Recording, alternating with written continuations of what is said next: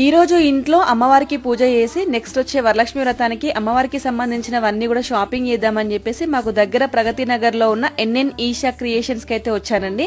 ఇక్కడ అమ్మవారి రూపాయికే ఇస్తున్నారు. ఎట్లనో చెప్తా, వీడియో ఎండ్ వరకు చూడండి.